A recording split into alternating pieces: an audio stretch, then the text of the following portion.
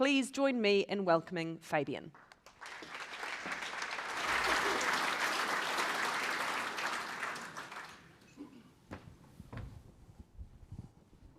Good morning, kia ora.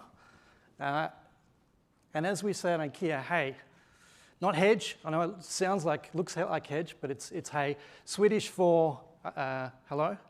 And what if I told you that after 500 home visits around New Zealand, the most Kiwi room of the house actually isn't in the house. It's in the garage. And 93% of them are carpeted. And it looks like some of you are not surprised by this. We were surprised by this. And Brianna, who's listed here, she was one of the houses we visited. Hers is carpeted. She uses them for birthday parties. And then afterwards, she hoses all the mess down, which is brilliant. Probably some wild parties is sort of what we thought. Another family, they've fitted theirs out as a home gym. Others as laundries. It's storage. It's home businesses, hobbies, and there's even some cars parked in these garages. This morning I want to, among other things, tell you why that's important for IKEA and also how it's shaped actually our market entry into New Zealand. But I think firstly, let me just take you back to the beginning. IKEA was founded in 1943 in Sweden, actually in south of Sweden, in Småland, in a village called Älmhult, by a 17-year-old boy, basically. He founded IKEA really as a mail order, just selling bits and pieces from, not really home furnishings, but matches and wallets and pens. And then eventually he went into this furniture, but it probably took about 5 years. He founded IKEA. And really after about 10 years, something very interesting happened.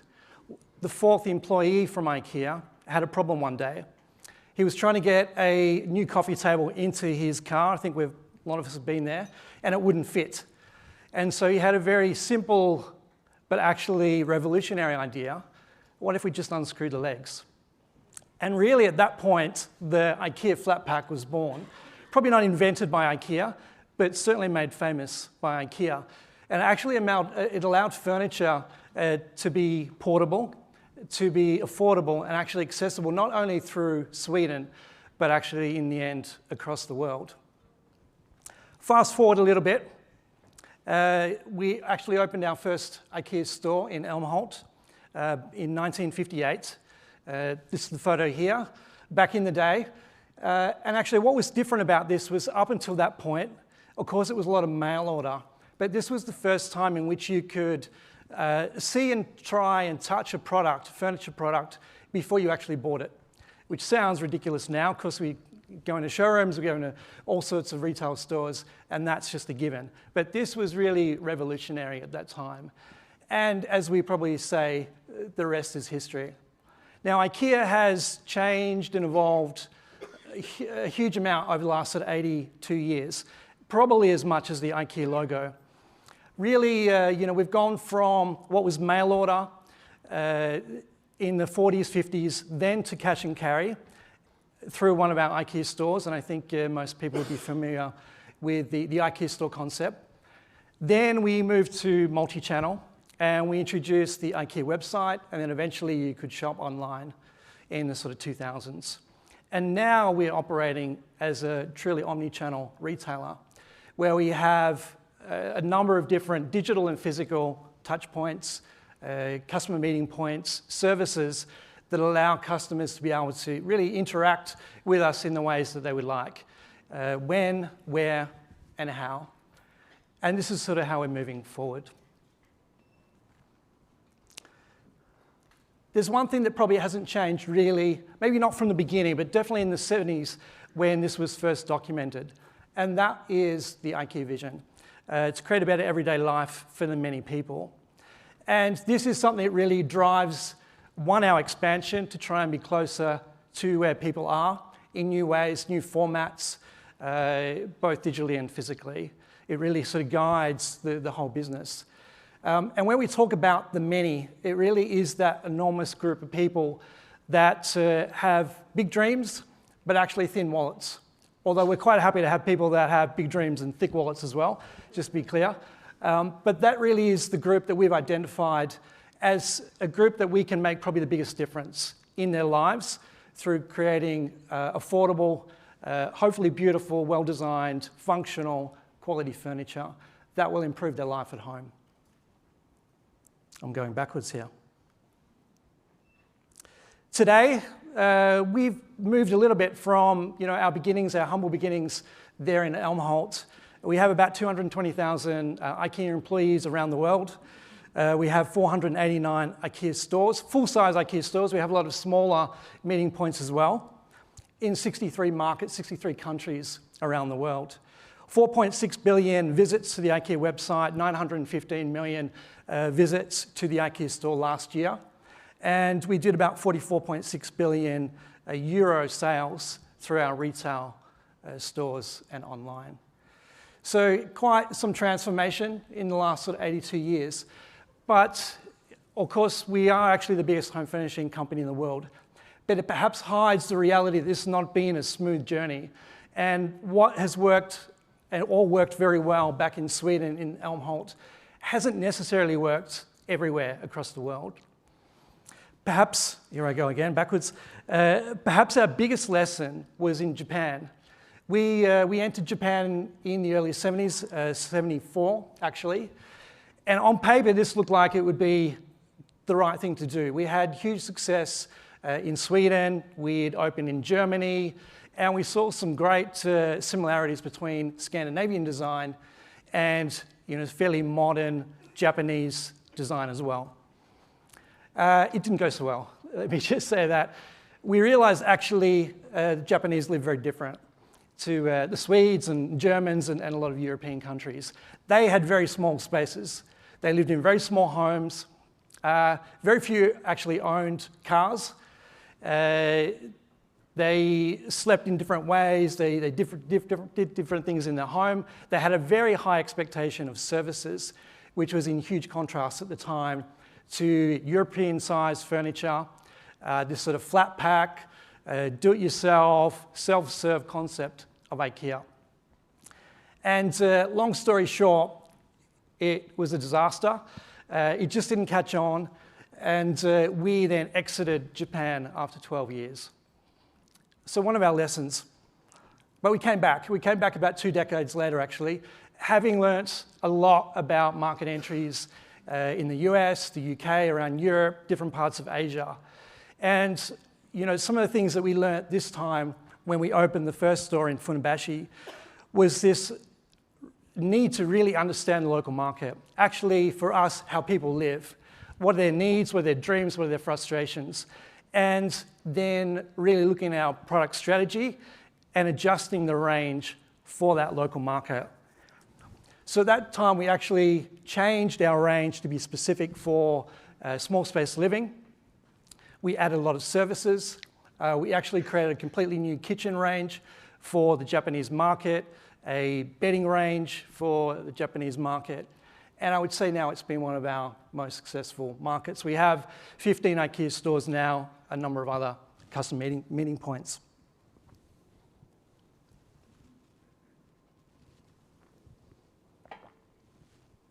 And I guess the lesson for us really with this was one size doesn't fit all. Even for a company like IKEA that has a very strong concept and brand, that actually you need to understand the nuances from one market to the next. And you can't just push your concept into any market. There are some differences and you need to adjust it and you need to evolve. As I say, a big lesson, perhaps one of our more expensive lessons over the last years. We have this saying around love the past and create the future. And the love the past, of course, it's about learning, as we go along and what we've done in the past. But actually, it's appreciating where we came from, our origins, our heritage as a Swedish company, the sort of humble beginnings, our culture and values. Taking the best of that, really loving that, embracing that, but knowing that actually the world has changed. As we know, retail has changed. It's completely different now. It's been so much has changed really in the last sort of 12 months even.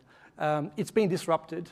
And so what worked actually yesterday may not work today, or what works today may not work tomorrow. And so for us, it's also about building or creating the future. And that, of course, is probably the million-dollar question that we all sit with is, what do we do today to build for this future? But actually, for IKEA, we don't want to be sidelined. We don't want to watch as everything else just sort of passes by us. We want to create the future that we would like to see. And of course, I could spend a long time talking about our different strategies of how we might do that in different ways. But for us, the biggest shift has been from telling customers, you need to come to us, to actually, we will come to you. And we'll come to you in the ways that you would like us to. So for many years, we have built stores in what we considered like potato fields, in the outskirts of cities. And we've said to customers, jump in your car, come to us, spend the whole day walking through the store, grab your stuff on the way out, pop it in your car, and go home. And for many years that worked. Probably 70 years, this was a huge success and allowed us to open in many markets around the world. But as I said, the world has changed. And now we've moved to meeting the customers wherever, however, and whenever they wish to interact with us as a brand. So as I said before, we are now an omni-channel retailer. We have a huge range of both digital and physical customer meeting points, but also services. And we're really allowing our customers to choose whether they want to come to the store, whether they want to shop online from the comfort of their own home, or something in between. So as I said, we've moved from the big blue box. I would say the store is still our most important sales channel. It's still where, depending on which market, more than 70% of our sales still come through the store. Customers are still happy to make the drive or take public transport to an IKEA store. But we've then added these other customer meeting points, both digital and physical. And we still see that probably for the next few years, the store will be, probably our most important channel. But we're being willing to test and try new ways in which to meet the customer. And I thought I'd share a few of those with you from different parts around the world. The first one is in Vienna, IKEA Vienna in Westbahnhof. Has anyone been to this store, firstly? May have seen it. No? Good. Then I could just make up whatever I like about it. It's right in the center of Vienna, city center. It's a 7-level store. You have, I guess, mixed retail on the bottom. It's a sustainable store, sustainably designed, 160 trees around the facade. You have 5 levels of IKEA in the middle. You can come in and out on 3 levels, pay on any level through our IKEA app, scan the product, pay on your phone, walk out with the product, or have it home delivered. On the 6th, 7th level, we have Joe and Joe Hostel. And then on the rooftop is actually public space for anyone to come anytime. Last weekend, we had about 18,500 visitors to the IKEA store and about 4,500 people just to the rooftop. Through a flea market, they had DJ, they had music, food, drinks, and then with Vienna cityscape behind you. This is IKEA really as a community hub and something we will do more in the future. Oxford Street in London, we opened in May this year. Has anyone been to the new IKEA store there? No? Yes, one. Excellent. This is a little bit different. This is our flagship store in one of London's, iconic shopping streets. It's a Grade 2 renovated building, heritage building. It's over 3 levels, about 5,500 square meters. We have about 3,500 products for customers to be able to come in and take home today or have it delivered same day or next day. The difference here is it's high inspiration. It has been curated and it's co-created with local London artists.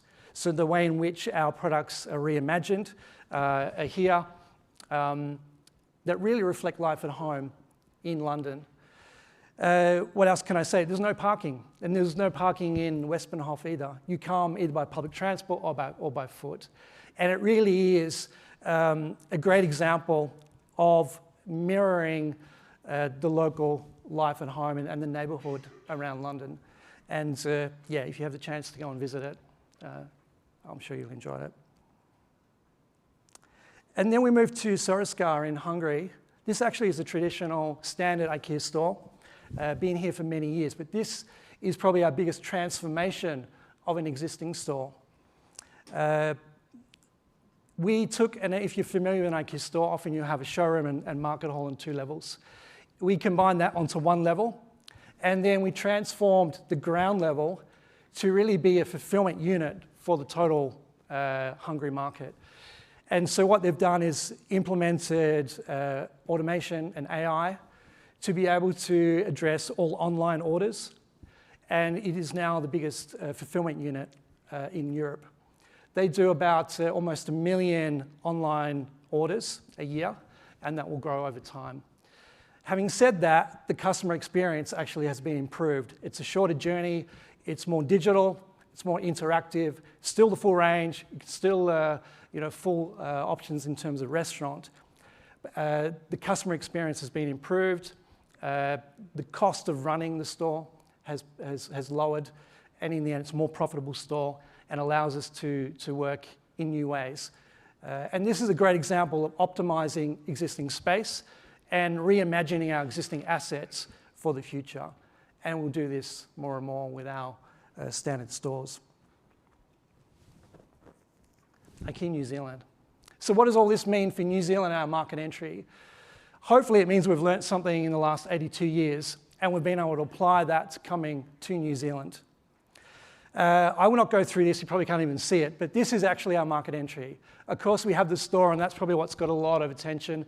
When are you opening the IKEA store in Sylvia Park?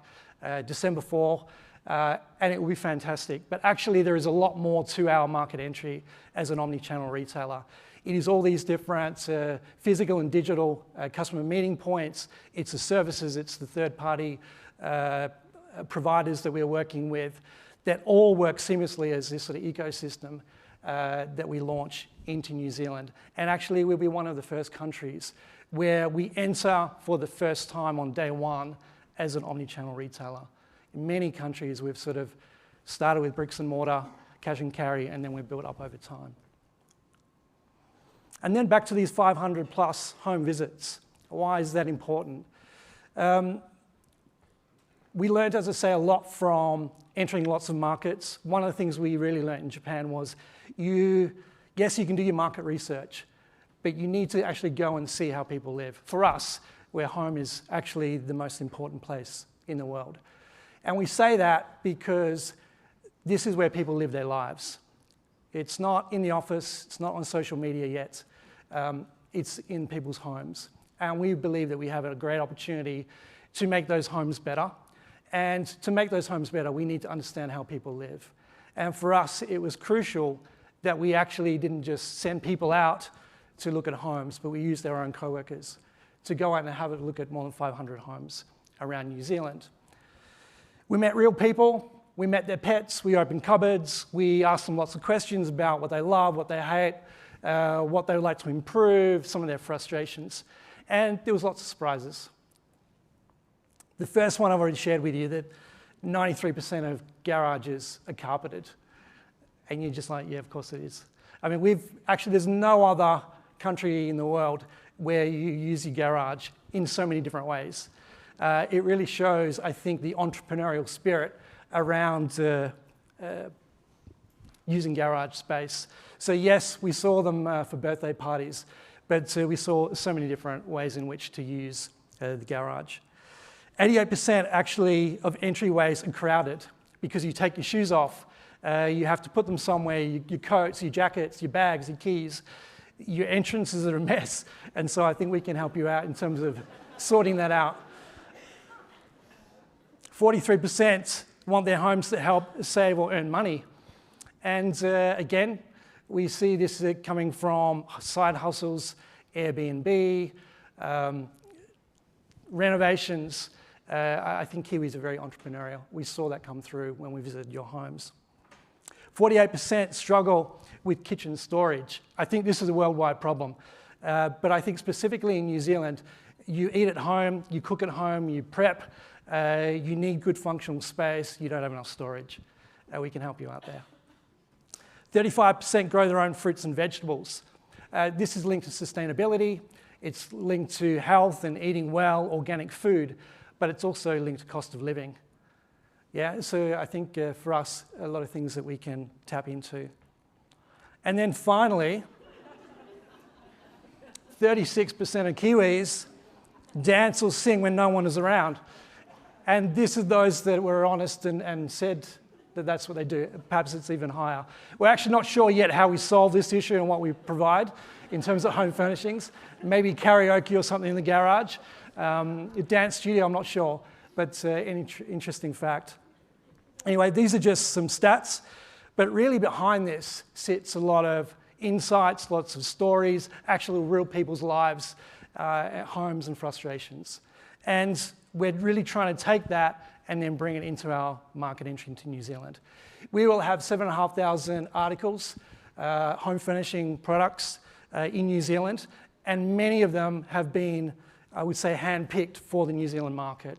So we will have extendable tables for big families, multi-generational families that like to eat at home and entertain. We will have corner sofas that maybe we wouldn't have had in other markets because of the makeup of many family homes.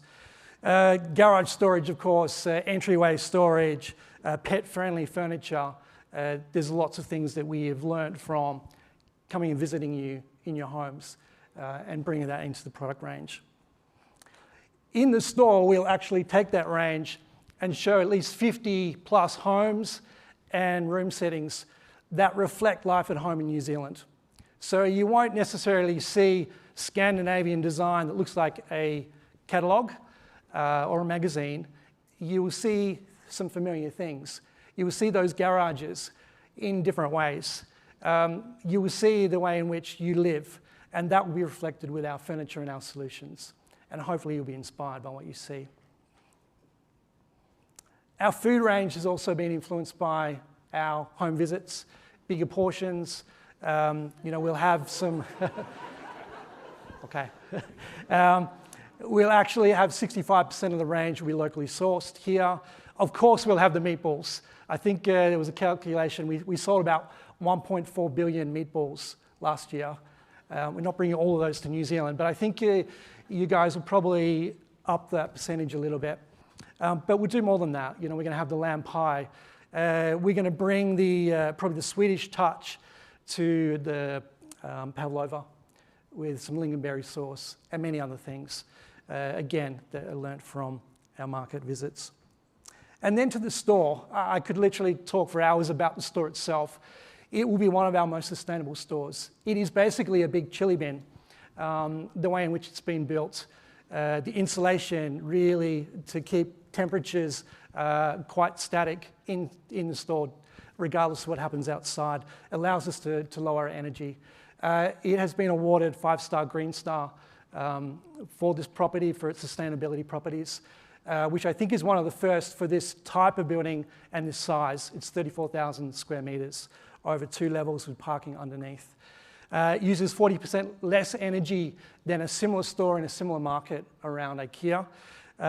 It will be 100% renewable energy, 50% will be generated on site. We would have had higher, but then we would have been classified, I think, as an energy provider or a substation, and we couldn't do that, so we had the maximum that we could allow in terms of solar panels on the roof. We will harvest all the rainwater from the roof into a 50,000 litre tank for flushing toilets, for irrigating our landscapes. We have 100% reprogrammable LED to be able to save and optimise energy. We'll have 25 EV charging for customers and even more for our last mile delivery.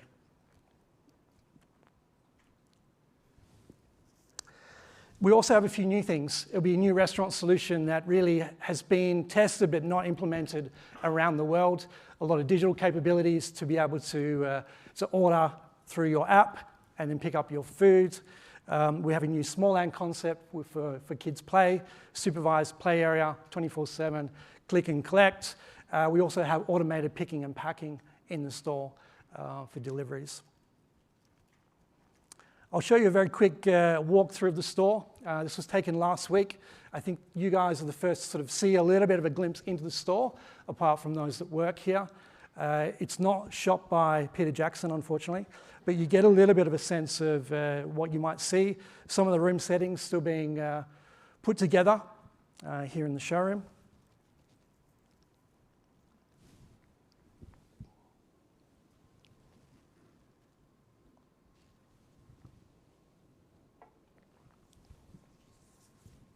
Sofa compact, some of the children's play area and toys. This is the new small land concept still being built, but you'll be able to drop your kids off there. They'll be supervised while you shop. And this is a little bit of a glimpse into the self-serve furniture area where you can take your products home that day. New restaurant solution just going in. As I say, you'll be able to order your food through kiosks, digital kiosks, or on your app as you walk through the store, and then come and collect it so it's hot. It'll be a 400+ seat restaurant. Probably not Michelin starred. I think we'll be the first Michelin star restaurant in New Zealand, unfortunately.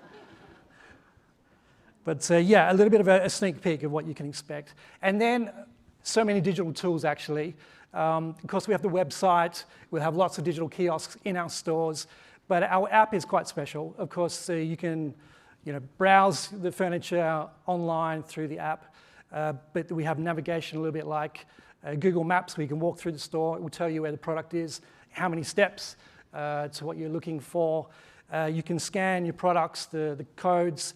We give you the information. You can order it there, pay for it on your phone, and take it away without having to line up at the checkout.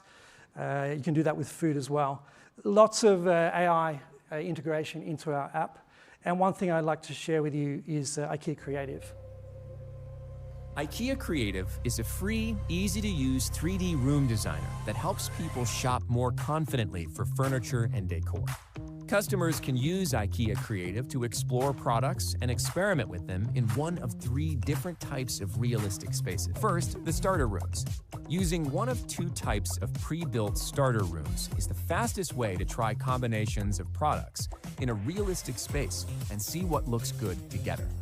The first is an unfurnished room, a blank slate customers can use to try different furnishing ideas very quickly. The second is a furnished room, an IKEA-designed space that offers ideas and inspiration, so customers can experiment with different styles and see what they like. Both types of starter rooms are available in the IKEA app and on IKEA.com. Building a room is a great option for customers who want to try products in a space that's more like their own. They'll need to use IKEA.com on a computer where they can customize the space, including its shape and size, window and door placements, wall color, and floor texture. They'll get a personal fit that matches their room style while they experiment with layouts, find products that work together, and design in 360 degrees. Finally, customers will want to use a scan space for the most personalized experience. There are 2 types. The first is a wide-angle photographic scan. This scan gives customers a first-person view of a certain area in their home where they can magically erase anything that's in their way and add IKEA products instead. If customers want to see how IKEA products blend with their existing style, furniture, and decor, a photographic scan is best. The second type of scan lets customers try different product combinations and room layouts in an unfurnished version of their entire room. This whole room scan is the best choice for customers who want to design a complete room from any angle, including top-down. Both types of scans offer scale-accurate spaces to try IKEA products, so customers know very quickly if the products they're considering will fit. In order to scan a space, customers must use the IKEA mobile app, regardless of the type of scan they want to. Once a space is scanned, customers can design it either using IKEA Creative in the app or by logging into IKEA.com on a computer, so they can design on a bigger screen. No matter which space a customer chooses to start with, they can be sure their experience is realistic, fun, and as personalized as they want it to be. Yeah, so IKEA Creative, available now on the app or online. And then I just really wanted to finish up in terms of, look, most things still remain to be done. That was one of the comments from Ingvar Kamprad way back when. And of course, we still feel like we have a lot to do. It's the final countdown for us, December 4, to open in the new market here in New Zealand. But it really starts the start of our journey into New Zealand. And we really believe we have a lot to do. And we're also optimistic about the future. Yes, some challenges, a lot of uncertainty around today and tomorrow, but we're very optimistic about the future, specifically our market entry into New Zealand. We think it will go well. And so we're super excited about finally being here after all these years. So still a lot to be done. Very much welcome you to IKEA, or your bot, or your, whatever it is, agent, Neo, from December 4, either in the store, online.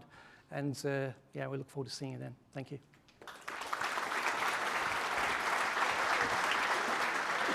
Thank you so much, Fabian. I think it's fair to say that everyone's excited that you're here. Cool. Two very quick questions because we are running against the clock. What kept you away for so long? Well, a lot of things. The world's a big place. Lots of other markets to explore. Bigger markets, I think, closer to Sweden. I mean, this is 5 million people.